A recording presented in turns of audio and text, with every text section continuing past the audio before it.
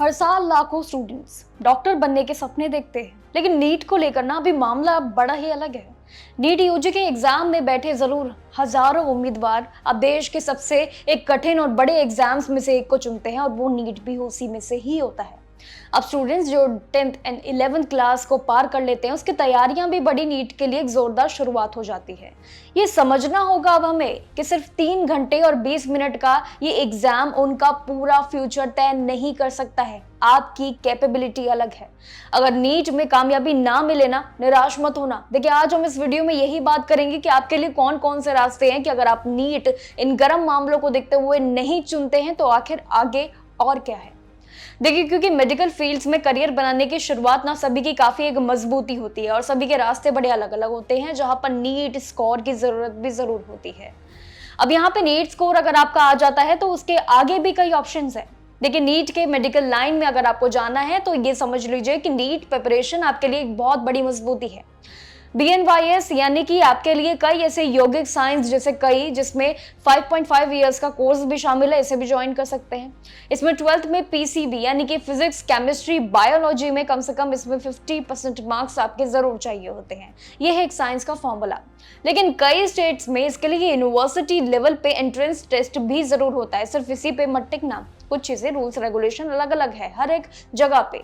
अब ऑप्शन आपके लिए दूसरा ये भी हो सकता है बैचलर्स ऑफ साइकोथेरेपी। ये भी आपके लिए ऑप्शन अच्छा है। 4.5 इयर्स का कोर्स होता है ये। इसमें मसल्स, बोन्स की इंजरीज और साथ ही कई तरीके की साइंस का पढ़ा जाता है और साथ ही इसमें ऐसी मेडिकल फील्ड्स में ये बहुत बड़ा कदम भी माना जाता है। इसके लिए IPU एंट्रेंस एग्जाम भी देना होता है, ये जरूर याद रखना। इसके अलावा आप फार्मेसी यानी कि B फार्मा और D फार्मा इन दोनों का उपयोग कर सकते हैं और इन दोनों के साथ आप ऑप्शंस को आगे एक्सप्लोर कर सकते हैं, जहां पे दवाइयां बनाने और रिसर्च का काम जरूर एक बाखूबी बड़े मायने पे होता है। इसमें 12वीं PCM यानी कि PCB दोनों ही PCM एंड PCB दोनों स्ट्रीम्स को लेकर चलना, क्योंकि ये दोनों इंपॉर्टेंट है। CET भी इंपॉर्टेंट है। जैसे कि एग्जाम्स ये सभी की बात कर रही हूँ, एडमिशन आप इनमें ले सकते हैं बहुत easily.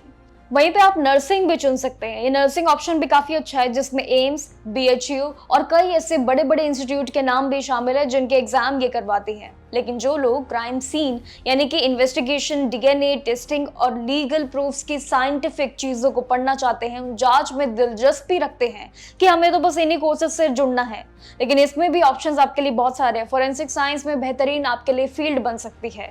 National forensic science university में आप जा सकते हैं। CUET UG के जरिए एडमिशन ले सकते हैं। ये है आपके लिए साइंस का सीधा रास्ता, यानी कि मेडिकल एस्पिरेंट्स यहाँ ध्यान दीजिए। अब इस साल 3 मई 2026 को हुई नीट UG परीक्षा के बाद पेपर लीक का मामला जरूर सामने आया था, जो आप सभी को पता है। पूरे देश भर में ये बात फैल चुकी है और जिसके चलते अब नेशनल टेस्टिंग एजेंसी यानी कि NTA ने एग्जाम को रद्द भी कर दिया था। अब री एग्जामिनेशन भी होने जा रहा है, जिसकी जांच CBSE अभी भी जरूर टिकी हुई है कि कैसे कैसे इन्वेस्टिगेशन में आगे बढ़ना है। लेकिन नीट री एग्जाम जो कि 21 जून को तय हो चुका है, दोपहर 2 बजे शुरू होने जा रहा है और शाम 5 बजे तक ये सिंगल शिफ्ट में एग्जाम चलेगा।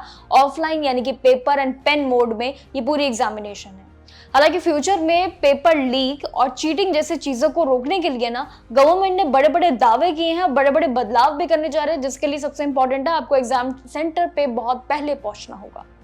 अब एजुकेशन मिनिस्टर धर्मेंद्र प्रधान के मुताबिक भी कई चीजें, स्पीच, टिप्पणी, इन सभी चीजों को लेके आई है।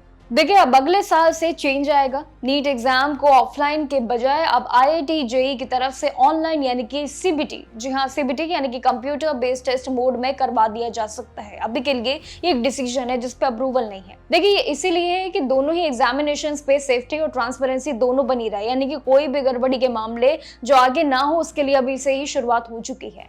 तो नीट की परीक्षा के लिए अगर आप भी एस्पिरेंट वही है तो 21 जून की तैयारी अपनी लेकर चलिएगा। बेस्ट ऑफ लक आप सभी एग्जामिनेशन के लिए। बाकी नीट एस्पिरेंट्स अगर आप और चाहते हैं आगे इस तरीके की वीडियो जहां पे मेडिकल एस्पिरेंट्स को वो एक क्लैरिटी मिले, तो आप जुड़ सकते हैं मेरे साथ और देख सकते हैं जाकर।